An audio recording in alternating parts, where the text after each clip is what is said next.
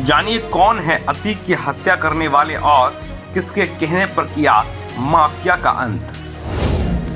कहां से मिली सुपारी, कहां से आई गन, हर एक रहस्य से उठेगा पर्दा।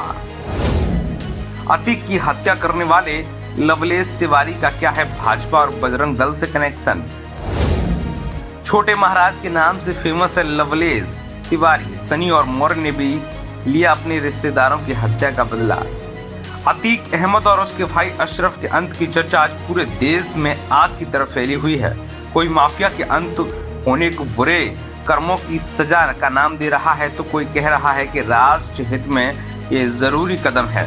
एक तरफ जहां यूपी में लॉ एंड ऑर्डर पर सवाल उठ रहे हैं, तो वहीं दूसरी तरफ सोशल मीडिया पर योगी के समर्थक और अतीक को निपटाने वालों के चहेते भी सक्रिय बने हुए हैं। अतीक अशरफ के अंत के बाद हर किसी की जुबान पर बस एक ही सवाल है कि आखिरकार अतीक और उसके भाई को निपटाने वाले ये तीन युवा कौन है और उन्हें कहां से अतीक को निपटाने की सुपारी मिली थी और कौन उन्हें संरक्षण दे रहा है। हर कोई जानना चाहता है कि लवलेश तिवारी कौन है, अरुण मौर्य कौन है और सनी कौन है। हालांकि अब तक की मीडिया रिपोर्ट्स में आपने इन तीनों के बारे में थोड़ी बहुत जानकारी प्राप्त कर ली होगी, लेकिन आज हम आपको वो जानकारी देंगे जो शायद ही आपको कहीं और से प्राप्त नहीं होगी। हमारी इस रिपोर्ट में आप देखेंगे कि एक साधारण से परिवार से आने वाले लवलेश तिवारी, अरुण मौर्य और सनी ने माफिया डॉन अतीक अहमद को निपटाने का जिम्मा क्यों और लिया था। उन्होंने सरेआम पुलिस की मौजूदगी में माफिया अतीक और उसके भाई को छलनी कर दिया। प्रयागराज में शनिवार की रात मीडिया और पुलिस की मौजूदगी में माफिया डॉन अतीक अहमद और उसके भाई अशरफ के खात्मे से पूरे देश में सनसनी फैल गई है। देश में ऐसा लाइव मर्डर पहले नहीं देखा। कैमरों के साथ मीडिया और पुलिस की मौजूदगी में तीन युवकों ने बेखौफ होकर इस डबल मर्डर को अंजाम दिया है और फिर पुलिस के आगे समर्पण कर दिया। तीनों युवकों को हिरासत में लेकर गहन पूछताछ की जा रही है। हत्याकांड के बाद पूरे उत्तर प्रदेश में अलर्ट जारी कर दिया गया है। अतीक अहमद और उसके भाई अशरफ के हत्यारों के नाम लवलेश तिवारी, सनी और अरुण मौर्य बताया जा रहा है।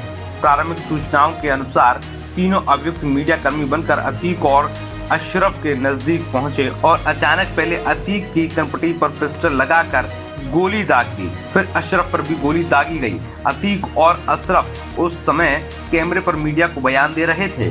अतीक और अशरफ के जमीन पर गिरने के बाद ही तीनों हमलावर गोलियां दागते रहे। पुलिस द्वारा दबोचे जाने पर हमलावरों ने जय श्री राम के नारे भी लगाए।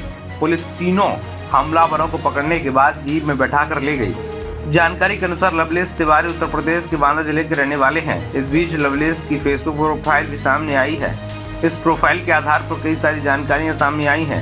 फेसबुक प्रोफाइल के मुताबिक लवलेश ने प्रोफाइल का नाम महाराज लवलेश तिवारी उर्फ चूचू लिखा हुआ है। फेसबुक में 1500 फ्रेंड्स हैं। प्रोफाइल के मुताबिक वो अपने आप को बजरंग दल का जिला सह सुरक्षा प्रमुख बताता है। एक इंटरव्यू में लवलेश की मां ने बताया कि उन्हें इस बारे में जानकारी नहीं है। वो पहले बजरंग दल से जुड़ा था। फेसबुक प्रोफाइल के इंट्रो में लवलेश ने अपने आप को शस्त्र वाला ब्राह्मण बताया है। फेसबुक इंट्रो में लिखा है कि जय दादा परशुराम, जय लंकेश, हम शास्त्र वाले ब्राह्मण नहीं शस्त्र वाले ब्राह्मण हैं। लवलेश की फेसबुक प्रोफाइल और तलाशने पर पता चलता है कि वो JNPG कॉलेज लखनऊ व GIC इंटर कॉलेज बांदा से पढ़ा हुआ है। फेसबुक पर आखिरी पोस्ट 22 दिसंबर 2022 का दिखा रहा है। आखिरी पोस्ट में लवलेश ने फोटो डाली है। फोटो में कैप्शन में लिखा है जय श्री राम, खटकता तो उनको भी हूँ साहब, जहाँ मैं झुकता नहीं, बाकी जिन्हों को अच्छा लगता हूँ वो कहीं झुकने भी नहीं देते।